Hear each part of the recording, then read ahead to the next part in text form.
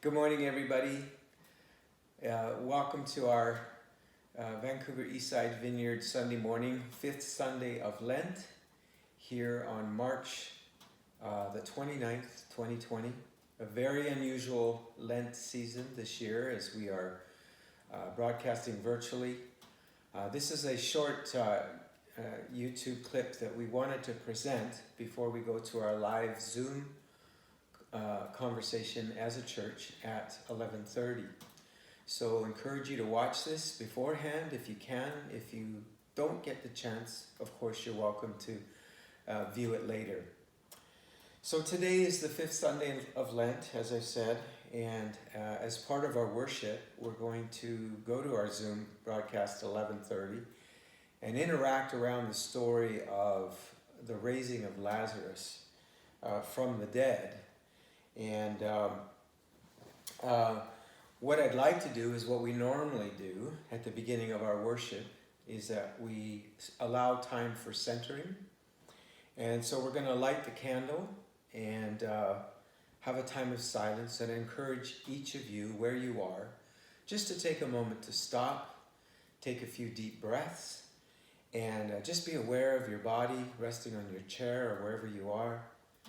And be aware of what's going on in your heart, whether there's grief or sadness or joy or pain or fear. Just be aware of those, and that Jesus is with you. As we light this candle, this is a reminder that Jesus is with us, that we're not alone in whatever we're facing today. So I just invite you to do that right now as I light the candle. And then after a moment of silence, Kathleen and I are kind of trading camera duties here. Just a point of vulnerability. At 2 o'clock in this morning, I had to get up and 2:30 this morning and take our homestay daughter to the airport. Very shocking and sudden turn of events in our own home situation, where we found out late in the week that she had to return home to Italy after just a delightful 2 months that we've enjoyed with Sophie.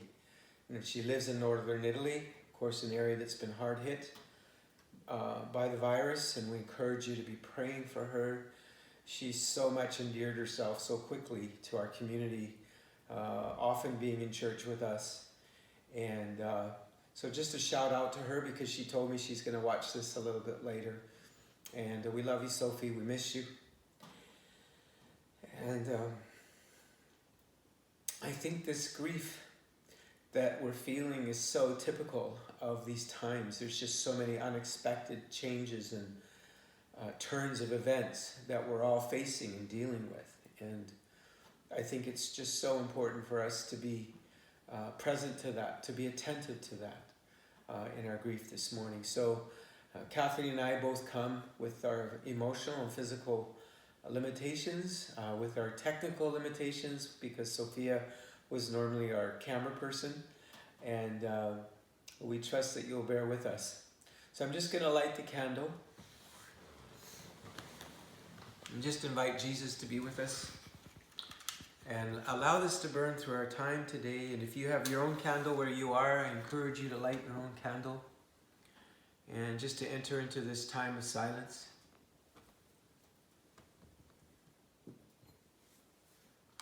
And let's just do that for a moment.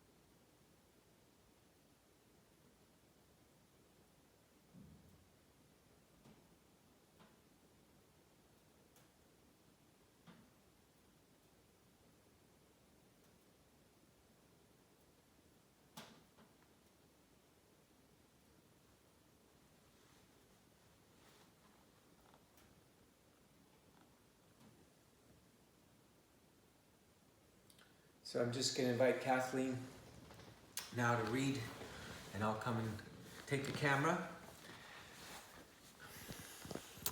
And this has been our text this week from Psalm 130. And we read it on Friday night at our prayer gathering. And it continues to be our lectionary text today. Psalm 130. Out of the depths I cry to you, Lord. Lord, hear my voice. Let your ears be attentive to my cry for mercy. If you, Lord, kept a record of sins, who could stand? But with you there is forgiveness, so that we can with reverence serve you. I wait for the Lord. My whole being waits, and in his word I put my hope. I wait for the Lord more than watchmen wait for the morning. More than watchmen wait for the morning. Israel, put your hope in the Lord. For with the Lord is unfailing love, and with him is full redemption. He himself will redeem Israel from all their sins. Amen. Thanks, Kathleen. So, again, from our home to yours, wherever you are, we send love and blessing and peace and grace to each of you. Know that you're loved and held by God in this time. And today, I want to just lead you in a little bit of musical worship. If you have a smartphone or some device that's connected to the internet, we'll be singing the song Waymaker. So if you just Google Waymaker lyrics, that'll come up. And we'll also be singing the song Generous Giver. So again, if you just Google Generous Giver lyrics, those lyrics will come up for you. But just before we do that, I just wanted to preface our musical worship with a few thoughts and prepare us for our Zoom conversation, which we'll be having at 11:30 today. And it's just a reflection on the story of the resurrection of Lazarus. There's so much about this story that is about the messy in-between.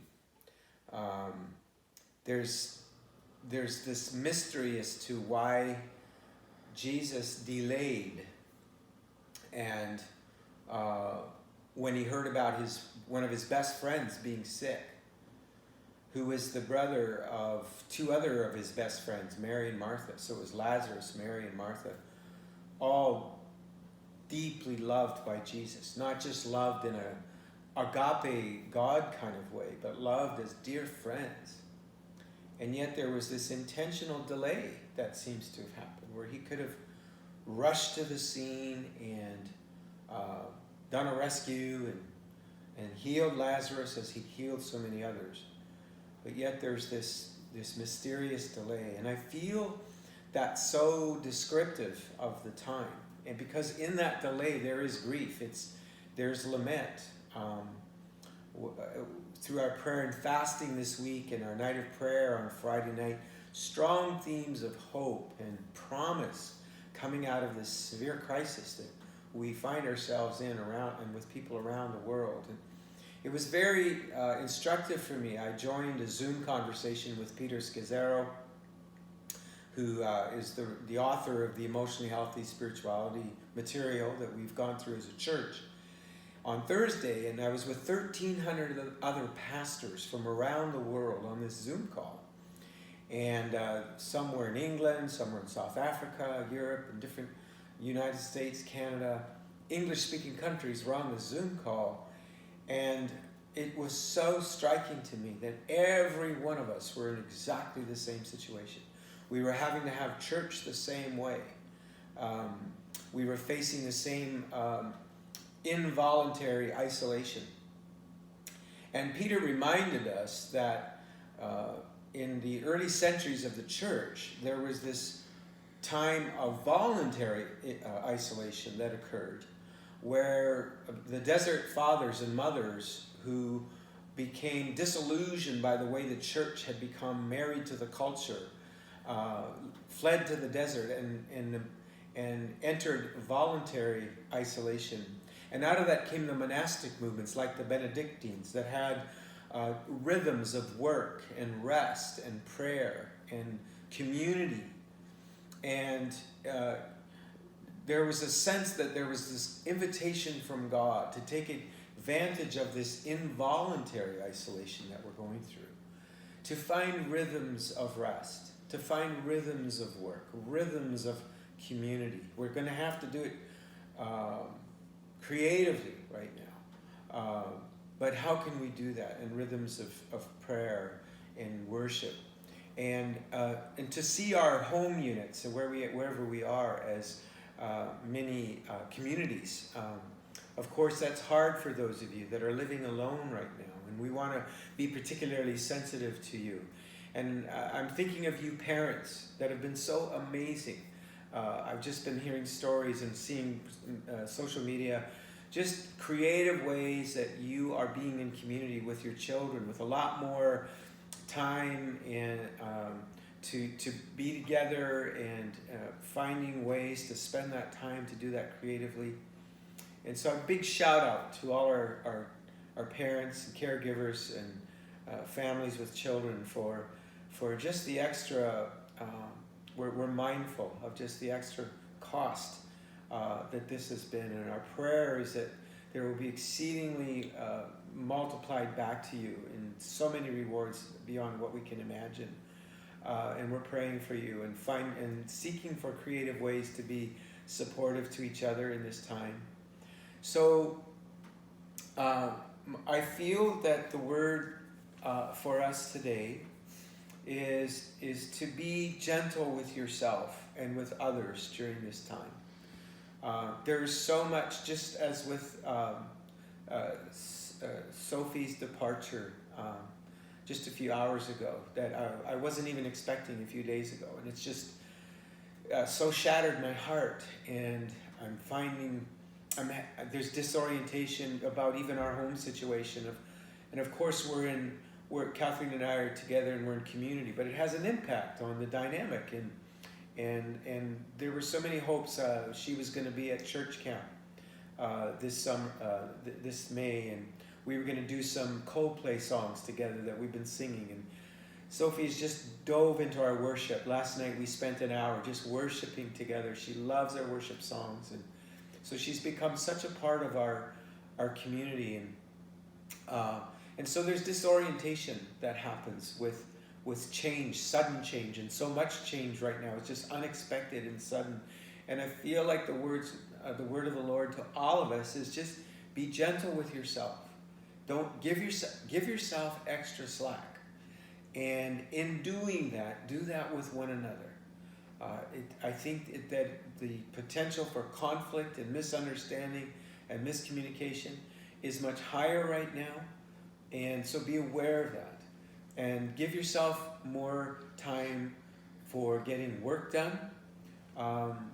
Don't hold yourself to the same standards of normal as far as achievement and getting tasks done. Be aware that there's just so many restrictions and constraints being placed upon us. And so this is a time for us to be attentive to God's desire to show us his heart and his love and his delight in us, that he is for us, and that he is working through all of this for our good.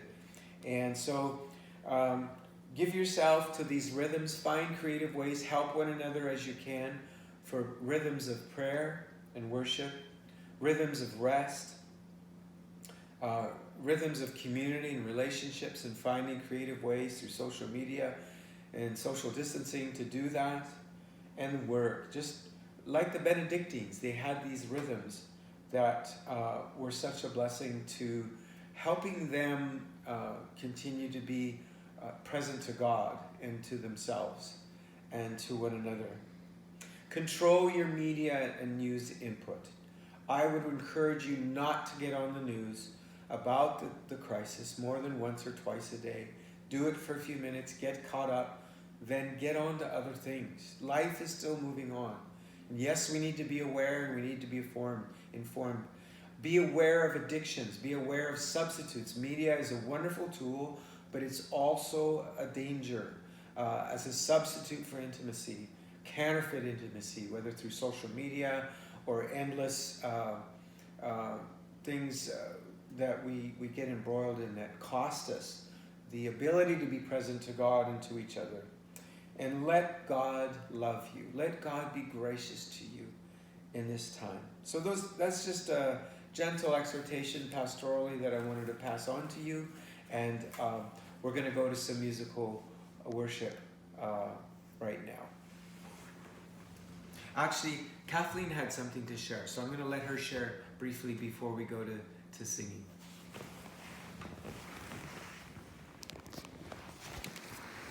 Hi, everybody. So it was just on the value of parenting. I just was very, very aware of how vital parenting is, and it's not easy to steadfastly promote and support the raising of children in all their aspects, including the emotional, the physical, the intellectual, the social, and of course the financial. And Gordy and I, being in our 60s, of course, we still feel a great heart to parent our own children. And it's been such sweet discourse for me, for example, to receive daily Facebook posts from my son, and just to see him battle through, the COVID crisis. And so I just wanted to encourage you from Psalm 127, which states, "Children are a heritage from the Lord. They are like arrows in the hand of a warrior." And also Jesus, when he stated in Mark 9, he talked about how if we receive a child, it's like receiving himself. It's actually like receiving Jesus himself. So today, when many of you are so challenged during this COVID crisis to be at home, finding resources, I just want to stand with Gordy and praying that you would be comforted and encouraged. And I have a quick little poem, not that I wrote this time, but from a poet named Fionn Lim. She writes in her poem, "My family. When I was down, my family was there to pick me up. When I was unwell, my family poured forth care. During times when I was lost, I was guided back to my family. During times when I was forlorn, my family was my undying supporters. Through tears and anguish, through joys and laughter, my family weathered it all. My heart fills up tenderly with love and appreciation and gratitude, for my family will always be a part of my life." So we are just grateful to be part of your families, and we stand with you in prayer and encourage you for strength to continue being wonderful caregivers for your children, and also for the singles, wonderful caregivers for others. Beautiful. Thank you, Kathleen.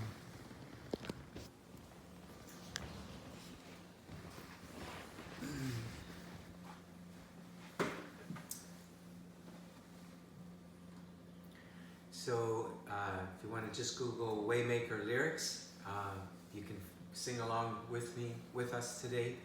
And just a reminder, our Zoom call, you can be connected by going to our closed Facebook site, and there's a link there, or through the MailChimp that we sent out, so that you can log in and be with us at 11:30 today.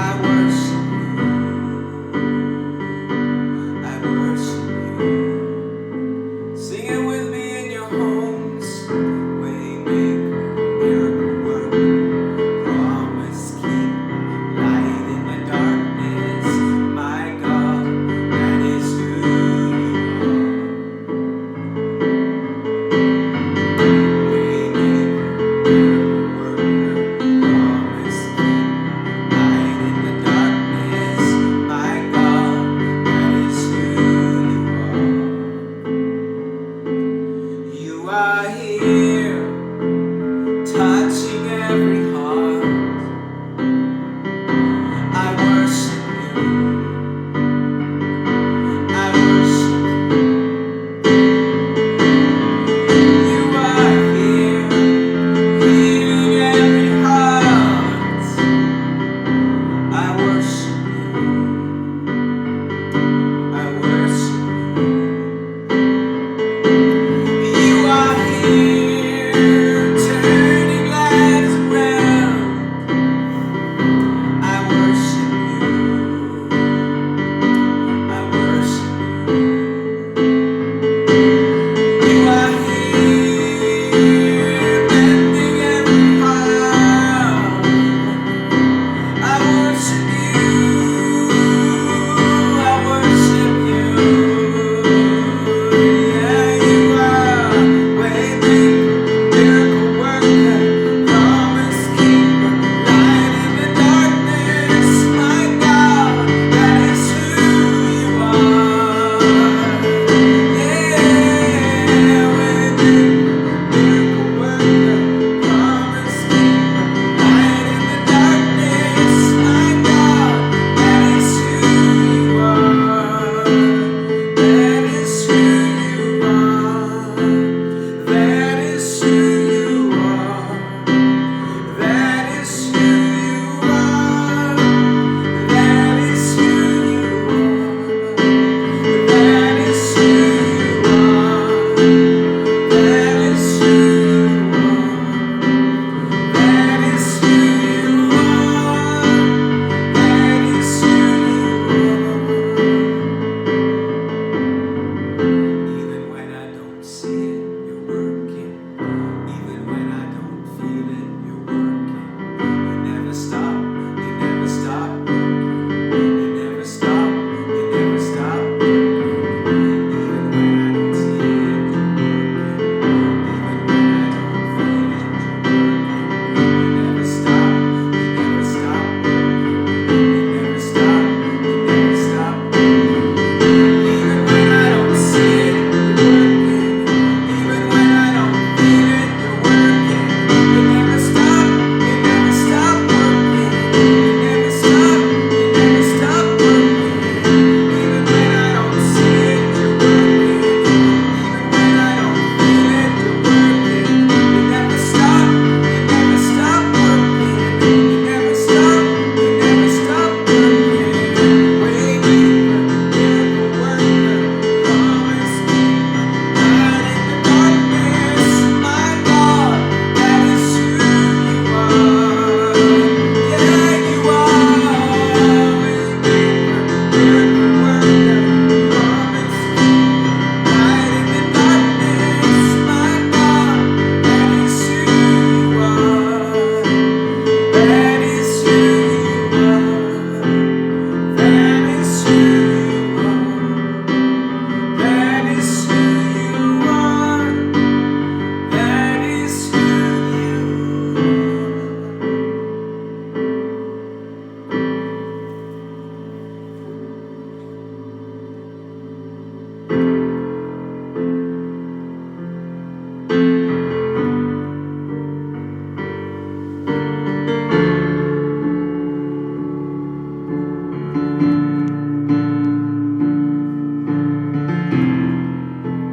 you don't withhold your love from us.